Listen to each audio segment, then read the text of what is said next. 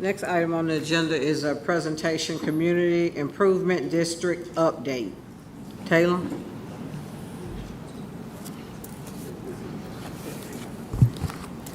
Good morning, Madam Chair, Madam Vice Chair, Commissioners, and pillars of the community. It is my pleasure to introduce Ms. Malika Rivers, who joins us today to present the findings of the Community Improvement District CID study. Ms. Rivers is a leader in transportation and infrastructure planning, economic development, and public-private partnerships. She is a founding partner at the Ponton Resources, where she continues to support communities in achieving meaningful and sustainable growth. Malika.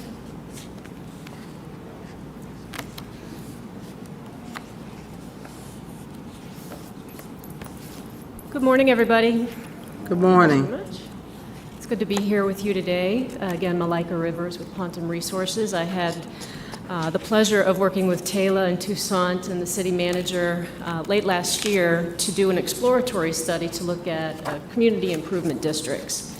And I know that several of you are familiar with CIDs, but I'm going to give a presentation that gives a little bit of background on CIDs so that everybody in the audience knows what we're talking about. So we looked at CIDs for two of Henry County's commercial corridors, that being the Eagles Landing Parkway and the Jonesboro Road area. CIDs are very much about commercial districts and commercial centers, not residential areas. This is important to remember.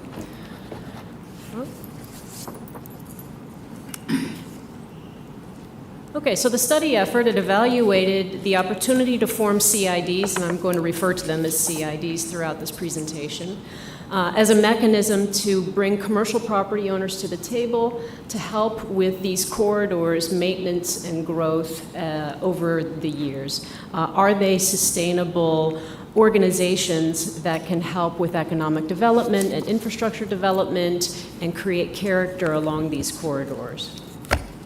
So what are CIDs? That's the first question to answer. So they are special assessment districts. They're special purpose tax districts.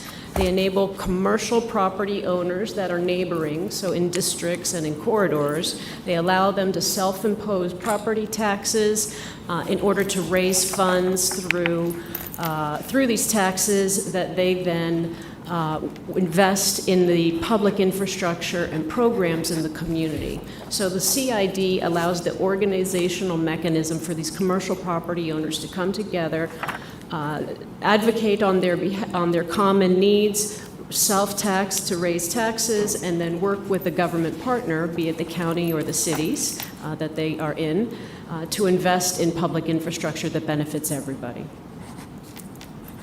This is just a quick map of where CIDs currently exist in Metro Atlanta. My background is about 30 years in CIDs, and I helped run the first CID in Georgia for about 22 years, and I've been consulting in this capacity for the last 6. So you can see they're very much within the perimeter and north of the area, but we've got very few that are on the southern side. So there is opportunity to form CIDs as these commercial areas grow. So they are legislatively enabled tax districts. They are provided for in the state constitution to have 7 purposes. So this is roads and bridges and sidewalks. It could also be water systems. It could be parks and rec. And it can even be docking facilities. And then there's the 7th category of anything else that is also applicable. What that translates to in terms of the commercial areas in the map that I previously showed are these types of programs. So infrastructure, lots of road building, bridges, sidewalks, streetscapes, also landscaping and beautification. Many CIDs get into public safety, many do litter removal, and some commercial areas that have been a little harder on the economics look at CIDs as being economic development tools for revitalization. So these are the practical applications of what CIDs do. So our effort looked at understanding what it would take to form a CID. Again, they're legislatively enabled, so Henry County actually created its own local legislation in the very, very early days of CID legislation. It dates back to 1985. So you have that local legislation in place, which allows CIDs to form both in unincorporated areas as well as in your cities.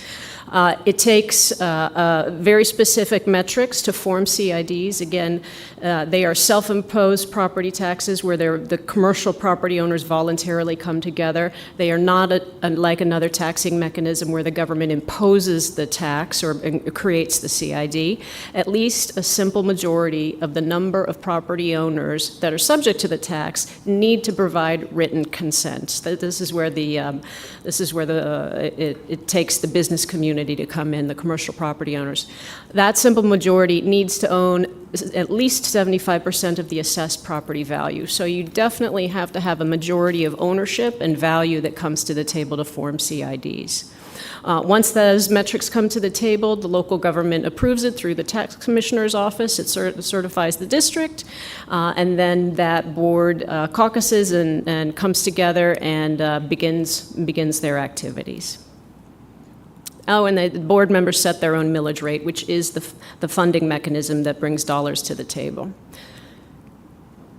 Okay, so our effort looked at, took a particular approach to this study, and we used this approach throughout other clients as well. We analyze what's going on in the community through data and GIS. So we looked at the tax digest. In this case, we looked at the 2024 approved tax digest, looked at your comp plan, zoning, state and local legislation. We also did outreach to stakeholders in the area, both on the government side, the public sector side, from the city and the county level, as well as the commercial property owners as well. So we had about 25 stakeholders that provided their input into this endeavor, and we met with these people both in person and virtually through about 10 different meetings. We created promotional materials, and we distributed letters to property owners in those two sub-areas as well. About 332 commercial property owners received letters. All right, so these are the two sub-areas. Again, I mentioned Eagles Landing and Jonesboro. We did not the entire corridors of each, but we limited to areas that your planning department helped us identify.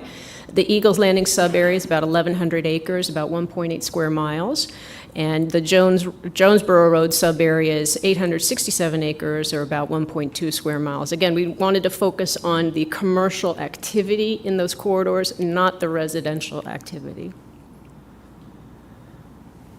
So when we talked to the stakeholders, and we separated in meetings by particular corridors, we did try to tease out what are the needs of you as an investor in this area so that we could come up with common themes within each of the sub-areas that would create a value proposition of what a CID could do. Does a CID need to be proactive in terms of growth? Does it need to be reactive in terms of growth? These are the different types of things that we tried to call out. But we found some commonalities between both sub-areas, and they're combined here on the slide.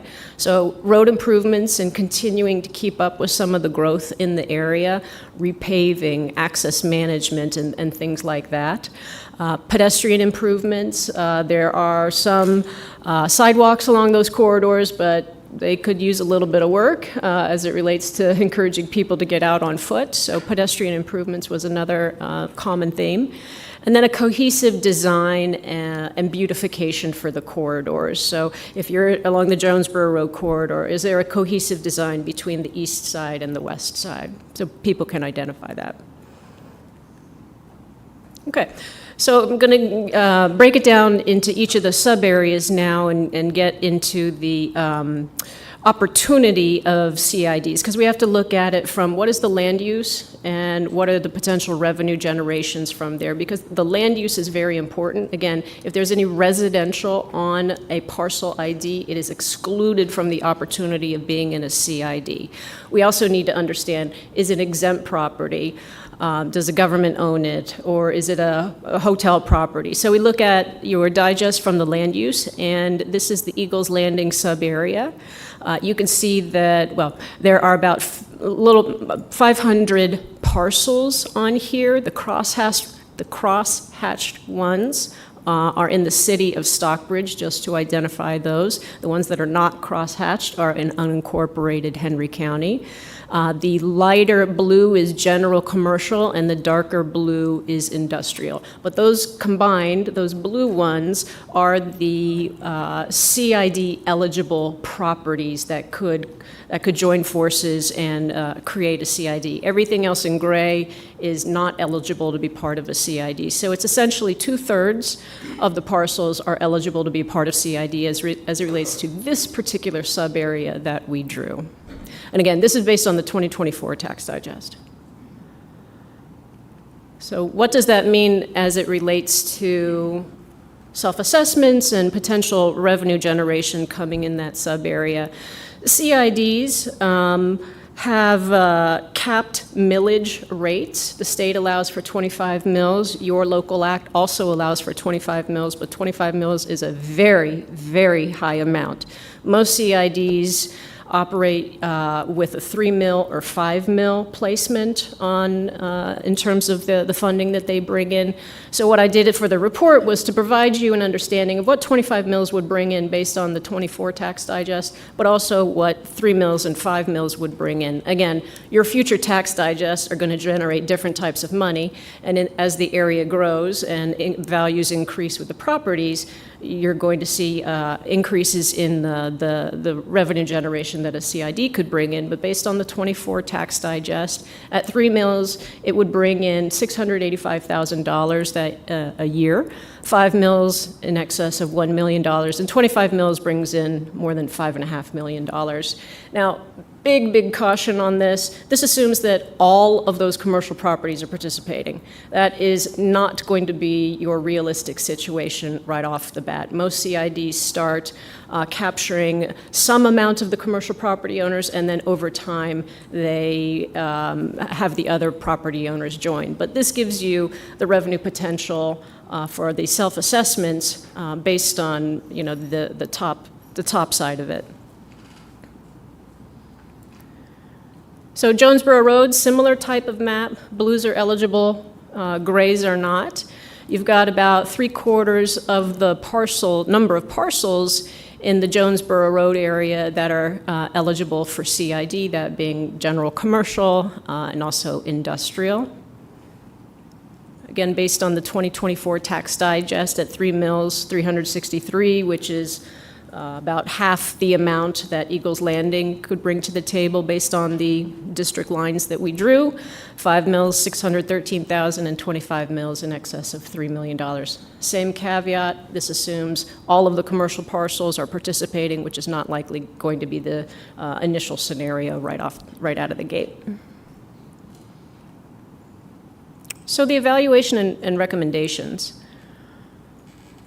We don't have a clear yes or no right now, but I'm leaning that you have more opportunity in the Eagles Landing corridor. The idea of that with Eagles Landing is that you've got decent stakeholder interest based on the groups that we spoke to. Again, Henry County government, City of Stockbridge, as well as the commercial properties owners in the area. You also have more density in the area, so it's easier to talk to people about what dollars can do when you bring them to the table, because you're talking about putting additional tax on them, or them agreeing to an additional tax, so they understand what the growth opportunity and challenges are. Higher CID revenues as well. In excess of 600 is a little bit better than in excess of 300, although I know a CID that started with about $30,000, and I know a CID that collects about $12 million. So, it's a vast range of what you can do based on the conditions in the environment. Jonesboro Road, you've got the Western Parallel Connector, which is really brought to the table as being opportunistic by many of the stakeholders, especially the developers and the growth opportunity there. Little more lukewarm as it relates to Jonesboro. Again, it's less dense, and folks were not seeing quite the need right now, but I have to caution all of this with another statement that says that on average it takes about 4 years to start a CID. That's from when you first start talking to people to when you can legally activate it. The length of time is because, again, you need to talk to people about what is the benefit of a CID to you, what would you do with it, what could it do for you. So you're talking about getting them engaged and understanding of what the CID can do as a mechanism, and having them agree to this additional property tax. So it takes a series of years. Again, Eagles Landing, to me, having a little more opportunity than Jonesboro at this particular point. Okay, so the recommendations could target one corridor or both corridors, but keep the conversations going. Again, it's a phased approach. It starts with first education, then it becomes a little bit more strategic as it relates to transferring the idea of creating a CID from being a government-initiated idea to one where the property owners take on this responsibility themselves and then form the CID themselves. Another idea is to broaden the study area boundaries that we were looking at, especially to pull in the western parallel connector. It does make a lot of sense when a CID is started, to try to get as many parcels in as possible, even if it doesn't have a lot of commercial activity on it right now, knowing that growth will come, and that having them as early in members will facilitate the capacity of the CID. Another idea is to assess if the targeted corridor's growth is going to be more residential than commercial. There's, in all of our stakeholder conversations, there was a lot of talk about the residential growth coming in, and some of the stakeholders brought to the table that the CID could pick up the needs of that residential growth. I will caution you, the developers that you are talking to as it relates to CIDs are probably not going to want to hear about the residential opportunity, because again, multifamily does not pay into this. So we have to create a value proposition for the CID, for the developers that are developing retail and hotel and office and those types of commercial products. Another idea is that we did hear from folks that you've got some mixed-use development that's coming out of the ground, and that's terrific. One thing that's important for CIDs, if ground floor retail and upper story residential are combined onto the same parcel ID, because there's residential use on there, it renders that parcel ineligible to participate in a CID. So I would suggest that you condo out the ground floor retail from the upper story residential. And in our conversations with the tax commissioner and tax assessor, they were open to that, although they also indicated that that was not the approach being underway right now. Another idea is to look at some of the development costs as Henry County's development costs as it relates to neighboring counties. In one of our conversations with a developer who's also a property owner in the area, the question came in terms of, well, if this is another tax that's in the area, does that keep Henry County competitive from a tax base? So doing an analysis that might answer that question right off the bat could be helpful as it relates to understanding Henry's tax competitive environment and how a CID might play into that as well. Also, the final recommendation is CIDs are one particular type of mechanism that can create public-private partnerships by bringing commercial property owners to the table, but they're not the only one. Everybody's familiar with tax allocation districts and special services districts and all of those other types of items, but there's another type of public-private partnership on the books, which is a city business improvement district, or commonly known as BIDs. In Georgia, they also bring commercial property owners to the table, but they also bring multifamily property owners to the table. So you can then bring in that much more voice, advocacy, financial capacity to the table. They're operated slightly differently. They sunset every 5 to 10 years, but they can also re-up based on an approved business plan. The big difference is that CIDs can be formed in unincorporated areas as well as municipal areas. City business improvement districts in Georgia can only be formed in cities, not in unincorporated areas. So that is a limiting factor as it relates to that type of mechanism. And I think that concludes my remarks. Taylor and the rest of the team has the full report if you'd like to get your hands on that, but I can answer any questions that you have right now and just say thank you so much to the planning department and to your staff. They were terrific to work with and very much enjoyed the project. Yeah, okay, Commissioner Price. I was just wondering, can any of the CID funds be used for exit ramp improvements or just the corridors? Yeah, a great question, and the spirit of your question is something that I need to call out, which is although CIDs bring commercial property owners, the private sector's dollars to the table, you can only spend them on public rights of way, not on private property. So yes, you can do roads, bridges, sidewalks, any type of public facility like that. Mm-hmm. And also, I didn't get into it in this, it was beyond my time limit, but CIDs, the magic of CIDs is that they bring money to the table, but it's only considered seed money. That money is then used to leverage other sources of funds. So whether it's the State Transportation Infrastructure Bank, or whether it's federal formula funds or discretionary funds, or county SPLOST funds or city funds, the CID brings its dollar to the table, and on average, it leverages $4 extra for every $1 it brings to the table. That's the real magic of what CIDs do, because when you're talking about a 10, 20, 30, $100 million work program, your $1 million in tax collections isn't going to do it. It takes time and effort to build your funding stack through other grant programs, and then to go through the infrastructure development life cycle to really make the improvements.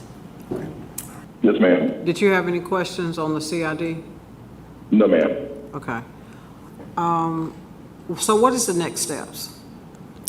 So you've got a great analysis on the 2 sub-areas. We could do some more digging into it to see what kind of appetite there is to take one or both of those to the next steps. I'm really going to defer to the planning department in terms of how they'd like to handle the next steps. If you'd like to tap into my experience, I'd be delighted to help you out. But we are not at a point of going straight into any kind of formation campaign. There's still a lot of education that needs to be had by the county at this point. So you talked about the Eagles Landing corridor. A lot of that is in the city of Stockbridge. So you talked about the BIS. What is it that the cities can do? City Business Improvement District, a BID. Okay. So could that be a collaboration between the city and the county, where it's the CID on the county side and on the other side the city picks that up, but we do it jointly? I would suggest that if that corridor is targeted, I will say that in my conversations with city officials, they were very much open to the idea of a CID. They saw the opportunity as an economic development tool. Okay. I think that the conversations initially should focus on a CID. Okay. And because you don't want, to your point, you don't want your unincorporated areas to be excluded. Your 2 mechanisms might theoretically work, but it also might be an administrative real difficulty. Okay. Just curious. Commissioner Roberts. I just want to add to that, because even with the city of Stockbridge, when I was on as the councilwoman, we started the research in 2017 for the Eagles Landing area. So it would change over in different departments. Now to have it here, somebody that can really focus and have our staff that can be able to, follow up, I think that's going to be a good thing because it is a need there, because it attracts tourism, because when people are getting off, you want to get off on a safe exit, and normally beautification attracts that. So we want to definitely make sure that we are now in a position to follow up, and hopefully, prayerfully, we'll be able to move forward with this. So thank you for your presentation, because it was well, clear, and, so that way everyone can understand the importance that it can bring to our community. So thank you. Thank you for that, and I think my final comment is I will congratulate you all for your efforts to pick up this idea, because it's easy to initiate the idea of a CID in a very densely populated area like downtown or in some of these other primary commercial centers.